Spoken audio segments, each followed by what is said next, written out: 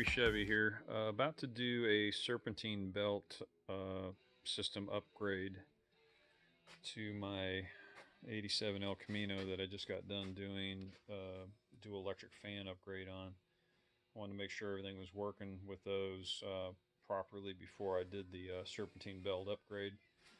Anyways, it's running the stock belt system on here with the 5-groove belt for the alternator, and then the V-groove belts for the power steering pump and the AC compressor. So I wanted to get that updated to this new setup and hopefully get a little bit better performance out of it. Notice that, at idle, the AC compressor V belt would vibrate a lot, and sometimes would slip if the idle got too low. So I figured a serpentine belt would definitely help all those issues. Anyways, I got the reverse rotation water pump here. I wanted to see if I could utilize the Tough Stuff alternator that I have already on the vehicle, which is powder coated black. It's got an actual 6-groove pulley on it, which is correct for the setup that I'm about to put in there. But these are clocked differently. Obviously, this is a 12 o'clock mounting position. So in order for this to work, I went ahead and made a bracket to see if I could get this clocked properly, and I've got it in the ballpark, so I'm hoping this will work out. Anyways, just got done powder coating all the brackets because I thought it would look better than just the cast aluminum. And did the tensioner and the idler pulley, all the pulleys, the water pump pulley, crank pulley, power steering pump pulley, and then the reinforcing brackets that I guess go behind these. Pulled this setup off of, I believe it was a 92 Buick Roadmaster, which I believe is the same as the 88 through 92 Camaros, if I did my research right. Anyways, got the correct water pump for this era of pulley system. Also got the upgraded AC compressor, which has the serpentine belt pulley on it. Also got the condenser for a Cutlass that has the 307 V8 in it. So the connections for the AC are on the correct side when I get everything swapped over. And got the hard lines for the accumulator and everything from I believe it was either a Cutlass or a Buick that supposedly had the same hoses for this setup. Going to try to fit all that stuff in here and see how it works, but I'll update you when I get this installed to see if the alternator is going to work and everything else, and see what kind of modifications or other parts that I might need to make this work. But just wanted to kind of do an overview of what I've got so far.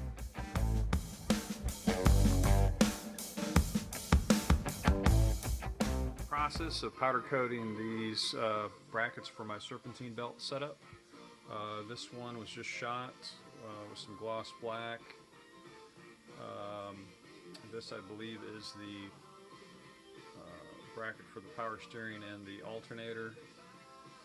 I stripped these down in my blasting cabinet, filed down all the sharp edges, cleaned them up best I could, and did it with this Eastwood gun, which works really well. Got the other side cooking in the oven here. Got another 12 minutes or so to go. But you can see that's nice and glossy. And then I've got the pulleys and these other brackets that reinforce the main brackets. Tensioner pulley. Pop the bearing out of it. I'm not sure how the tensioner is going to take the heat. I'm not sure exactly what's inside besides the spring, but we're going to find out if this works or not, because these have to sustain 400 degrees for about a total of 30 minutes. Anyways, everything else is ready to go, and I will follow up when everything is completed. Alright, I got the last piece of shot here, the 3 pulleys and a tensioner. And this one is cooled off now. I started pulling out the, I got these silicone plugs, high heat plugs, that keeps all the powder coating out of the threads. Works pretty good.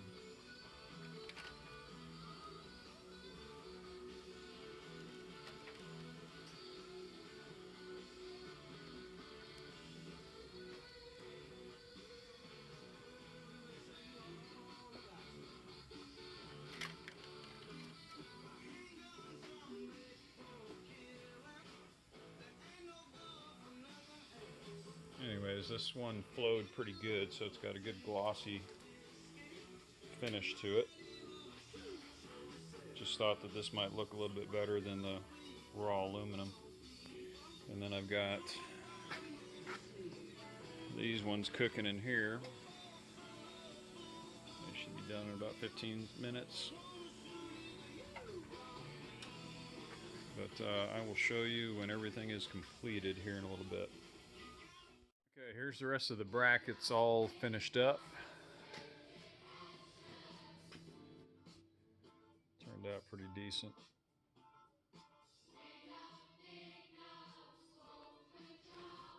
Pulleys. Tensioner. And the water pump pulley. So next step is to bolt all this stuff up and see how it fits. Okay, here's what I found on the water pumps. On the reverse rotation, which I guess are metric, you got a perfect alignment with this serpentine belt pulley that comes on those late 80s, early 90s small blocks. So I put this over on this water pump, which is a dual bolt pattern for the long water pump dimensions and the short water pump. So I put that on there, and you can see those are too tight. I spin it over to the other side, and those are too wide on the outside. So I'm assuming these are standard bolt patterns, and these are metric over here. So I had no idea that there was a difference until I started trying to fit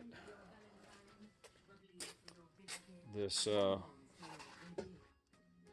nose cover on here for the water pump, which I wanted to kind of match the alternator that I had. So I ended up buying this thing for obviously a standard long water pump, and it didn't work. So I had to wallow it out. So now I machined out the holes to where they'll work now with this new water pump and pulley system. So I looked all over the internet and eBay and whatnot, and I could not find anything that would work with these metric water pumps. So I went ahead and kept this that I ordered originally and machined it out and got it to fit. So when trying to fit this driver's side serpentine belt bracket on my motor, I discovered a small issue. Down at the bottom of the bracket, there's 2 holes here that take bolts that are supposed to screw into the block. As you can see down there, there's two bosses cast into the block, but they are not drilled and tapped, as opposed to the other side, which is. One is a blind hole, I believe, at the bottom, and the one up top actually goes through to the inside of the motor, where the fuel pump push rod comes down from the camshaft to the fuel pump. So those are typically used, I guess, for putting a longer bolt in to hold the push rod when you're changing out fuel pumps. So you have to have a bolt in there to keep oil from coming out of that. But the bottom one is just a blind hole that I believe in the early generations of these blocks, like the Tri-5s, the 55 Chevy and up, actually used motor mounts that attach to those mounting holes on the front of the engine block, versus on the later models being on the side of the block. Anyways, I don't know if this is an issue with this generation of block, or whether they just didn't drill and tap them at the factory on these small block 400s, which I'm finding some other oddities with these. I've got 3 400 blocks in my shop, including this one, and none of them are drilled and tapped for the dual bolt patterns for starters, which all the 350s I've ever worked with, that same generation, had both bolt patterns. The other thing I noticed was over on the side of the block, there's a boss for a pivot bolt, I guess you'd call it, for a standard transmission, where the linkage would pivot on the side of the block as well as over on the frame, and I think they call that a Z-bar, and it would pivot on that. Well, the boss is on this block, but it is not drilled and tapped either. So I'm finding all kinds of weird things on this, but the good thing is I've got aftermarket heads on here. These are Dart Iron Eagle heads, and they're drilled and tapped for 3 accessory bolt holes on each side. So that part I was not worried about, but I was kind of shocked when I got down to this and realized there's nothing there. So what I'm going to do is bolt the top part of it up here and get it square against the engine, and then start the holes through these on the bracket as a guide to make sure I get them centered, and drill it out to the proper size, and then tap it, and only go in as deep as I need to for the length of the bolt. So that is over here. So I'm guessing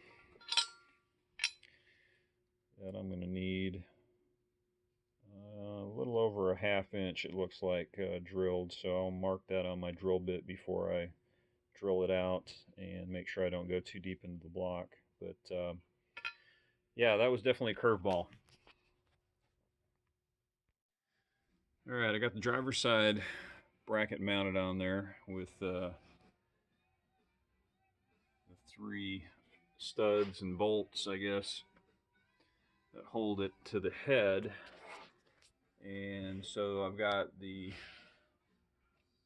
lower 2 holes pretty much centered on those bosses down there that I need to drill out. So I'm going to use that as a kind of a guide, and I'm going to use a big drill bit to make it as centered as possible, at least starting the hole, and then I'll pull the bracket off and then go through it with a appropriate size drill bit to tap it out to those size threads. So I'll see how this works. Okay, got the holes started, and they look pretty well centered. So I'm going to drill those out to the depth they need to be with a small drill bit, and then I'll follow it through with the correct size drill bit, and then tap it out. So I got the engine block tapped on this driver's side for the lower part of the bracket for that serpentine belt setup. And as I was drilling, I drilled a bit too far, and now I got a coolant leak. So what I ended up doing is taking a step back and thinking about it. I didn't get too excited. There's some information on some of the forums about guys drilling into coolant passages and stuff, and what they did to correct the problem was essentially make a homemade plug out of a bolt that's the same thread size, and cutting it off really short and putting a slot in the end of it so you could feed it in with a flathead screwdriver and put sealant around it. I'm not going to worry so much about it, because what I realized is that bracket gets studs down at the bottom, so I'll just make sure that I put some good sealant on the threads when I mount them in that hole that I tap through. So not really worried about it. I just got to keep that in mind if I ever take the studs out for whatever reason. Don't need to worry about it if I take the bracket off, because I more than likely leave the stud on there. So that's going to be my solution. If I ever went back and did a regular bolt in there to take off the bracket, then I would make myself a little custom plug for it and seal it off with thread sealer. But don't think I'm going to need to worry about that. But everything lines up. The threads were cut straight. Everything turned out pretty good. I don't know if you can see that. See if I can get that thing to focus. So everything looked pretty straight and clean otherwise, but when you're working on cars, you got to expect hiccups like that to pop up, and I was stressed for about a second or so, and then I figured, well, I'm not going to worry about it till tomorrow, and now it's tomorrow, and I think I've got a fix for it. Okay, I got both brackets installed on the passenger and driver's side, along with the water pump. Everything bolted up nicely, no issues. However, I was trying to get the original power steering pump to mount up to the bracket over here on the driver's side, and it is I guess clocked differently from the one that I pulled off of the Buick Roadmaster. There's a flat spot right here that appears to be in a different position that helps, I guess, clock the power steering pump outward to where the filler opening is just on the side of this. The original pump that came on my 87 El Camino is clocked a little bit differently. So what I'm going to have to do, it looks like, is to take the power steering pump out of this reservoir and put the guts inside that reservoir, because of the way the hoses hook up on the back side. The return line is kind of crazy, so one way or another I'm going to get this figured out and installed, but that's where I'm at right now. So here's a side-by-side comparison of these two power steering pumps. The one on the right is off of my 87 El Camino, and the one on the left is from a 93 Buick Roadmaster, which should be similar or very much the same as a 88 through 92 Camaro power steering pump. Anyways, as I was trying to install this, I could not get it to fit in the bracket correctly or clocked correctly, because as you can see here, the pump itself mounted in the reservoir is clocked differently. So I'm guessing there's probably, you know, an inch rotation or so on the one on the left, which would be correct for the serpentine bracket system I'm putting on. But there's a flat spot on this output shaft housing that aligns that within the bracket itself. So when I was trying to install this, it kept trying to clock it in towards the center of the motor too far, and the reservoir cap kept hitting the bracket. So I'm guessing you could probably change the reservoirs out and make it work, based on looking at the back of this, where the stud is. You can see the one on the right, which is the Roadmaster power steering pump, is clocked higher on the back of the reservoir than the one for the El Camino. So I'm assuming that when you change out the pumps themselves, it would orient properly within the reservoir, and then it would fit inside the bracket. Let me show you what I mean.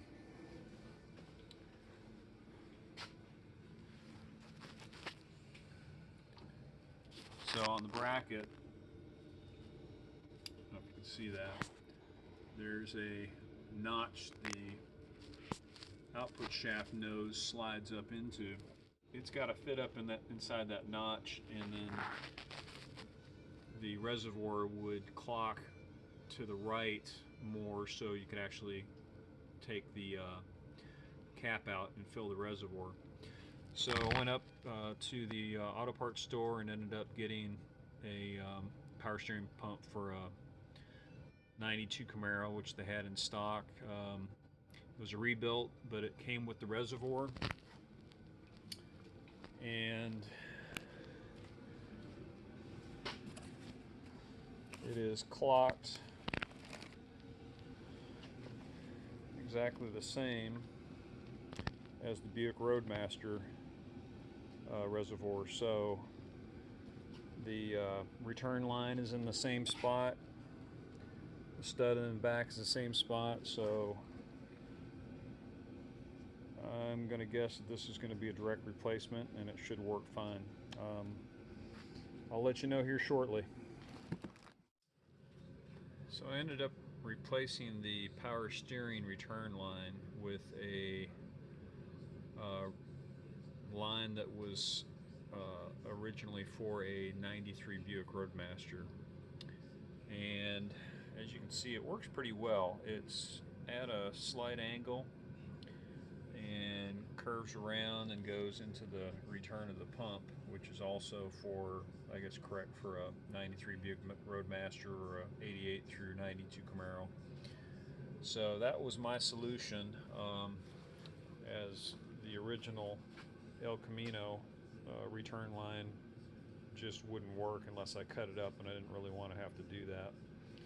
But the part number I used on that for the 93 Roadmaster return line was this Precision brand 134-01591, and I got it from my local auto parts store. I think it was like 18 bucks. So appears to be a pretty good solution for this. I'll see how it works once everything's connected and running. I don't think I'll have any issues with it, but time will tell. Just got done wrapping up this serpentine bracket install, and everything fit relatively good. There's some modifications obviously I had to make, and one of them was the compressor. Apparently it's got two securing straps instead of one. It has one just like this on the opposite side that I had to grind out the inside of the bracket to make it fit or give enough clearance to get these bolt holes to line up properly. And the factory one, or the regular one that was on it with the V-belt system, only has one of these straps on it. So you can see this other side doesn't have one, so I thought that was interesting. Other than that, the only other thing that I had to do was I made this bracket for this 10SI or 12SI style alternator. It seemed to work. It's pretty rigid on there. I still may make a bracket that goes from the back of the alternator here to the stud that I have here in the cylinder head. Also did a additional ground wire from the driver's side bracket to the frame, and everything else seemed to line up pretty good. I was able to use the standard 10SI plug on the side of the alternator. The alignment seems correct, so I'll put some power steering fluid in this tomorrow, get the battery hooked up, and fire it off and see how everything works with this setup. See what other modifications need to be made, but I think the way this is set up should work fine. In the process of switching out the condenser for this serpentine belt setup, got the radiator leaned forward a little bit, the upper transmission cooling line disconnected. The bottom one is a rubber line going to the auxiliary cooler. Anyways, came out pretty easy. I got the new one for the Cutlass setup or Buick, and the original one's right behind it with the connections on the opposite side. So I'm about to slip that in. It looks like it should be a direct bolt in, and then I'll work on getting my hoses hooked up. Got a couple different scenarios here. This one in particular is off of a 93 or 92 Roadmaster where I got the Serpentine Belt bracket set up and pulley set up. So you'll notice it doesn't have the muffler on it, and it looks like it's going to be a cleaner installation. Then I've got this one that came off of an actual Cutlass that has the muffler on it, and you can see they're somewhat similar. Let me see if I can set them side by side here.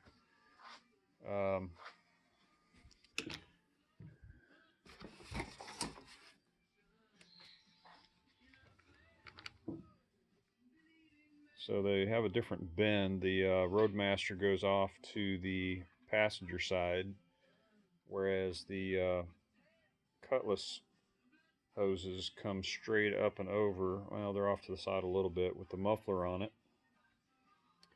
And they have the same connections over here and at the end. So I'm going to see which ones fit best.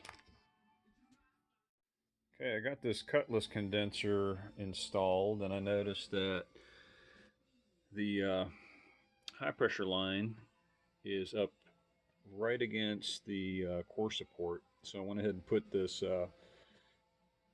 clear, I guess, tubing on it as a kind of a buffer to keep it from rubbing through. I suppose I could probably dent that in or grind it in or whatever, but it's really not that tight. Still got a little bit of movement in there, so I'm not really too worried about it. I'll just keep an eye on it. But other than that, it fits perfect. The brackets bolt right up. So it's just a matter of getting the lines going from the compressor to the condenser and over to the accumulator, which will be my next project. But the Cutlass condenser seems to work perfectly. All right, in order to make some room for the AC hoses, I ended up moving the overflow tank over to the driver's side, and I just ran a hose underneath the core support over to it and mounted it with some aluminum flat bar, and so it's nice and solid. It's got the visual level tube over on the side, which is nice. And I'm at the point where I'm about to charge the AC system. I did have some issues which I wanted to point out with sealing. The hose block on the back of the compressor, and there is a ton of different seals for these things on these R4 compressors. So not only do they have different diameters, they also have different thicknesses. So as you can see here, there's 4 different thicknesses right there, and also different diameters. So if I stack these all up, you can kind of see the difference. So I had to find the right combination, since that is a stepped block, AC hose block on the back of the compressor. So I had to find the best thickness and outside diameter to make sure it was centered properly. And after about 4 or 5 attempts, I finally got it, pulled the vacuum on it, and it's been rock solid for a couple hours now. So prior to that, I was putting compressed air into the system to identify leaks, and that was a major leak. So after I got that fixed, testing it with compressed air, I went ahead and pulled the vacuum on it, and everything's good now. But I just wanted to point out that there are so many different seals, or I guess they call them sealing washers, for these R4 compressors. And so I got that squared away, and about to charge the AC system and see how well it works. Also wanted to note that I'm not using R134A in the system, and I'm also not using R12. I've been using this EnviroSafe refrigerant for the past 25 years with great results on most of the vehicles that I have installed it on. And the beauty of it is you do not need to flush the system of the original oil, mineral oil, because mineral oil, I guess, is not compatible with R134A, and it leaves everything pretty much the same without any kind of flushing or modification of the system. It makes it a lot easier just to install this stuff, and it's, as the name notates, that it is environmentally friendly. It's no more flammable, or actually it's less flammable than R134A, non-toxic. It's just, there's a lot of benefits to it. It charges a little bit differently. You charge it as a liquid, and it actually uses about half the charge of R12. So you'll notice that this says equivalent to 16 ounces of R134A, but it's only 6 ounces, and I think it's 12. This is the equivalent of 12 ounces of R12. So it puts less strain on the system, which means obviously better fuel economy and more horsepower. So I've never had a compressor failure using this stuff. One of the key things with it is not reactive to moisture. So if moisture is in the system, it will not corrode the inside of the AC system, so you won't have near the failures that you would with R12 or R134A, which are both reactive to moisture. So that's another perk with this stuff. Easy to work with. It's relatively inexpensive. I believe this came out to be about $7, maybe $8 a can. I bought a case of it off of eBay. So just wanted to notate that I am not going with R134A in this system. So anyways, I'm going to get this charged, test it out, and see how it works. Alright, got everything buttoned back up. Filled it up with coolant, trying to get it bled right now. Trying to bleed the power steering pump as well, but as you can see, it's cracking straight. Belt's not hopping around or anything like that, so I think everything is going to work pretty good.